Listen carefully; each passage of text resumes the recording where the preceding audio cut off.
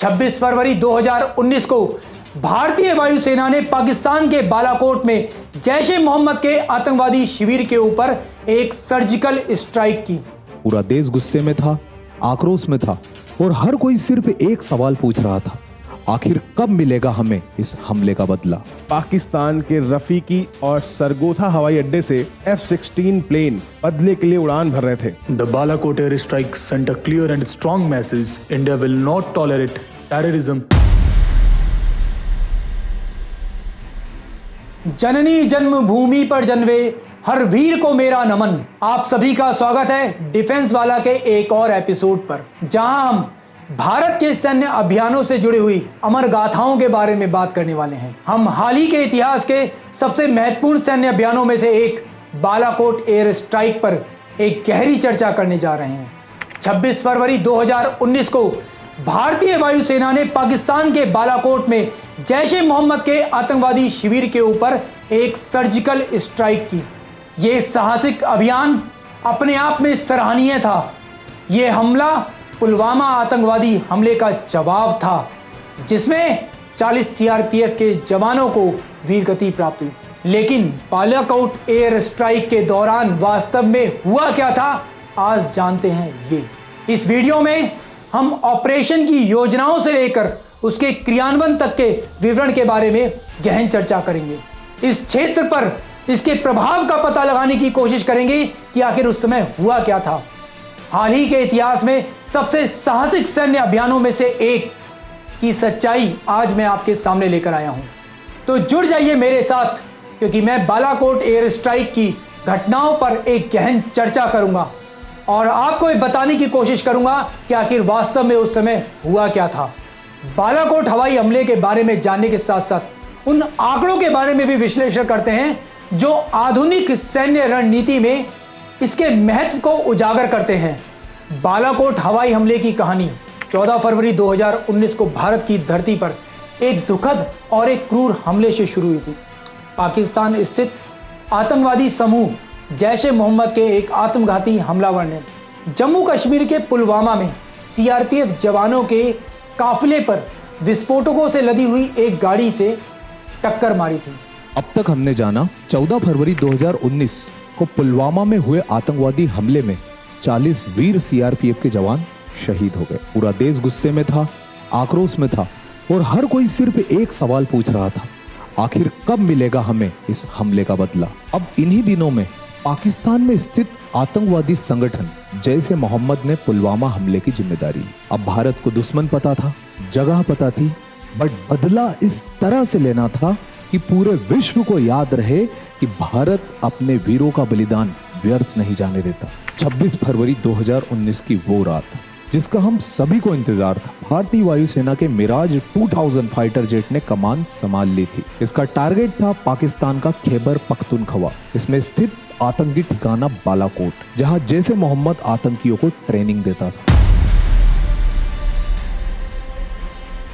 हमले में 40 जवान के शहीद होने और 70 से ज्यादा जवानों के घायल होने की खबर ने पूरे देश को हिला दिया था। पिछले 30 साल में कश्मीर में हुए सबसे बड़े आतंकवादी हमलों में से ये एक था। ये हमला इतना भयानक था कि शहीद जवानों के चेहरे तक पहचान में नहीं आ रहे थे। हमले के बाद बड़े बड़े अधिकारी घटनास्थल पर पहुंचे थे, जो जवानों की ऐसी हालत देखकर अपने आंसू नहीं रोक पा रहे थे।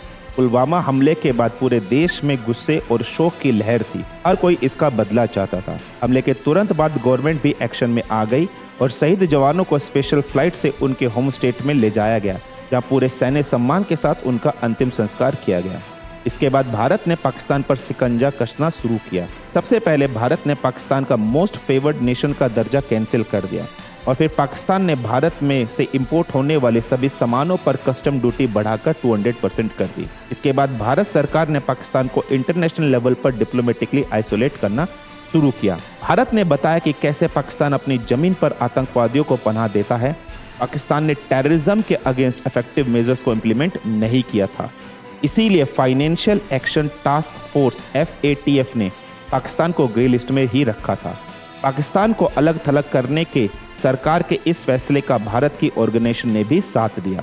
ऑल इंडिया सीने वर्क एसोसिएशन AICWA और all India film and television director association IFTDA ने तुरंत एक्शन लेते हुए इंडियन फिल्म इंडस्ट्री में पाकिस्तान कलाकारों के काम करने पर रोक लगा दी। जहां भारत पाकिस्तान को इकोनॉमिकली और डिप्लोमेटिकली चोट पहुंचा रहा था, तो वहीं उसे सही सबक सिखाने के लिए सैन्य कार्रवाई की तैयारी भी की जा रही थी। हमले के बाद से ही भारतीय सेनाएं जिम्मेदार आतंकवादियों को अंजाम तक पहुंचाने के लिए बेचैन थी। सैनिक अपने साथियों का बलिदान का बदला चाहते थे, लेकिन आक्रोश के समय में भी सभी तरह की पॉसिबिलिटीज को काफी बारीकी से देखा जा रहा था। ऐसे में इंडियन एयरफोर्स के air chief marshal Birendra Singh Dhanoa ने आगे से इनिशिएट लेते हुए अगले ही दिन सरकार के सामने POK में एयर स्ट्राइक का प्रपोजल रख दिया, जिसे सरकार ने भी मंजूरी दे दी। मंजूरी मिलते ही एयरफोर्स ने अपनी तैयारी शुरू कर दी। 16 से 20 फरवरी के बीच 4 दिन तक ड्रोन की मदद से इस बात का पता लगाया गया कि सीमा पार कौन कौन सी जगह पर आतंकवादियों ने अपने ठिकाने बनाए रखे हैं।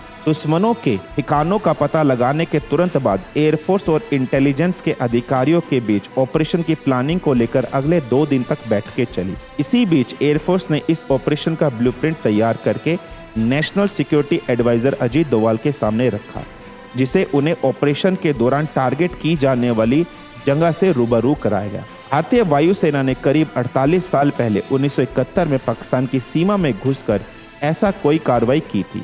इसीलिए ऑपरेशन को आगे बढ़ाने से पहले एयरफोर्स अपनी ओर से सभी तैयारी को पुख्ता करने में जुटी हुई थी। 1 स्क्वाड्रन टाइगर और 7 स्क्वाड्रन बैटल एक्सेस के जवानों को ऑपरेशन के लिए तैयार रहने का आदेश दिया गया था।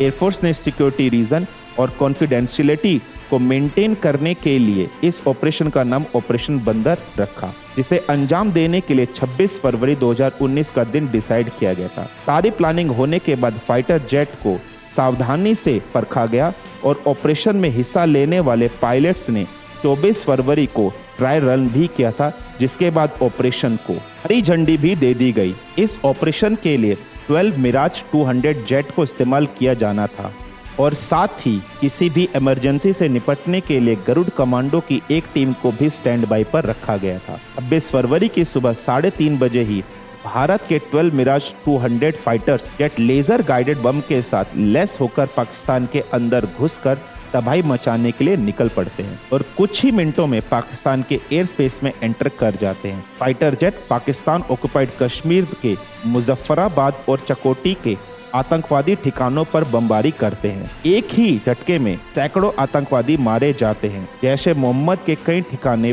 पाकिस्तान के खैबर पख्तून प्रांत के बालाकोट शहर में भी बने हुए थे। इसीलिए इंडियन एयरफोर्स बालाकोट में भी दाखिल होकर जैश-ए मोहम्मद के आतंकवादी शिविरों पर करीबन 8 मिनट तक बमबारी करके सैकड़े आतंकवादियों को मार गिराती है। ये पूरा ऑपरेशन लगभग 21 मिनट तक चलता है, जिसमें इंडियन एयरफोर्स करीब 1000 किलो बम गिराकर जैश-ए मोहम्मद के कई ठिकानों और करीब 350 आतंकवादियों को मिट्टी में मिलाकर 40 जवानों की शहादत का बदला ले लेती है।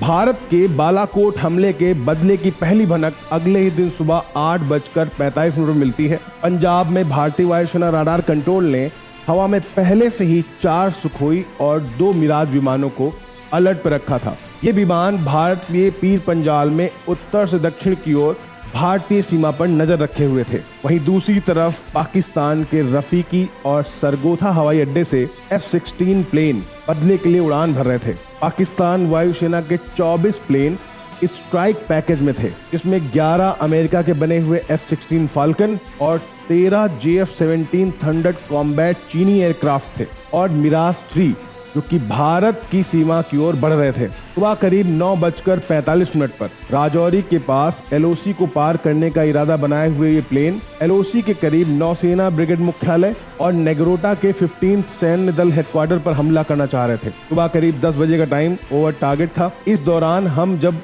एयरफोर्स का combat air petrol base shift बदल रहा होगा, उस दौरान भारत के ऊपर हमला करेंगे और जब तक भारतीय वायुसेना मुकाबले के लिए पहुंचेगी, हम हमला करके वापस लौट चुके होंगे। लेकिन भारतीय वायुसेना के मिराज 2000 विमान जो पहले से ही हवा में तैनात थे, उन्होंने अपनी BVR मिसाइल से इस स्ट्राइक पैकेज पे हमला कर दिया, जिसकी वजह से पाकिस्तान एयरफोर्स का ये प्लेन स्ट्राइक पैकेज वापस लौट जाता है। दूसरा पाकिस्तानी स्ट्राइक पैकेज जिसमें 4 F-16 विमान लेजर गाइडेड बमों के साथ तैनात होकर भारतीय सीमा में प्रवेश करते हैं, जिसका सामना होता है 4 सुखोई विमानों से और उनके सपोर्ट में आए हुए 4 MiG-21 बाइसन।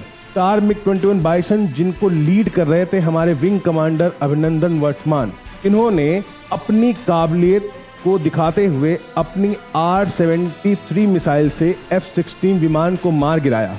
इसी एरियल कॉन्फ्लिक्ट के दौरान उनके प्लेन में एक मिसाइल लग जाती है, जिसकी वजह से उन्हें इजेक्ट करना होता है और इजेक्ट करने के बाद ये पाकिस्तान के कब्जे वाले कश्मीर में गिरफ्तार हो जाते हैं। इसके बाद दोनों देशों के बीच में एक बातचीत होती है, जिसमें एक ह्यूमैनिटेरियन जेस्चर को दिखाते हुए पाकिस्तान 1 मार्च को अभिनंदन को रिहा कर देता है। बाद की रिपोर्टों में पता चला कि PML जो उनकी यहाँ की एक पार्टी है, जिसके एक नेता हैं अयाज सिद्दीकी, कहते हैं कि जिस दौरान विंग कमांडर अभिनंदन वर्तमान पाकिस्तान में कैद थे, एक पार्लियामेंट्री बोर्ड की बैठक हो रही थी, जिसमें वहां के विदेश मंत्री शाह महमूद कुरैशी जी अपने सेना प्रमुख से कहते हैं कि अभिनंदन वर्तमान को जल्द से जल्द छोड़ दें, अदरवाइज भारत 9 बजे रात को पाकिस्तान पर हमला शुरू कर देगा। साहब उस मीटिंग में थे जिसमें प्राइम मिनिस्टर साहब ने आने से इनकार कर दिया और चीफ ऑफ आर्मी स्टाफ तशरीफ लाए। पैर कांप रहे थे, पसीने माथे पे थे और हमसे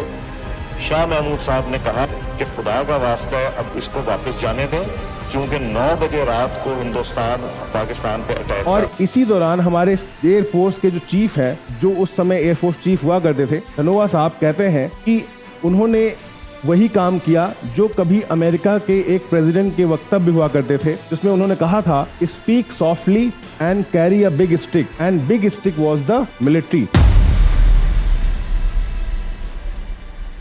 The Balakot airstrike sent a clear and strong message: India will not tolerate terrorism emanating from its neighbors. The world took notice, with several global powers acknowledging India's right to self-defense. आज बालाकोट हवाई हमला भारत के संकल्प और सैन्य कौशल का प्रतीक है। ये सिर्फ प्रतिशोध की कार्रवाई नहीं थी, बल्कि ताकत, रणनीति और राष्ट्रीय सुरक्षा नीति का बयान था। ये एपिसोड यहाँ खत्म होता है। आइए एक क्षण निकालते हैं पुलवामा में अपनी जान गंवाने वाले 40 CRPF जवानों और बालाकोट हमले को अंजाम देने वाले बहादुर भारतीय युवा सैनिक पायलटों के लिए। उनको हमारा शत शत नमन। उनके बलिदान कभी भुलाए नहीं जा सकते। डिफेंस वाले से जुड़ने के लिए धन्यवाद। यदि आपको ये एपिसोड अच्छा लगा है तो भारत के सैन्य अभियानों पे अधिक जानकारीपूर्ण कहानियों के लिए हमें फॉलो करना ना भूलें। अपना ख्याल रखें, सुरक्षित रहें और गौरवान्वित रहें। जय हिंद।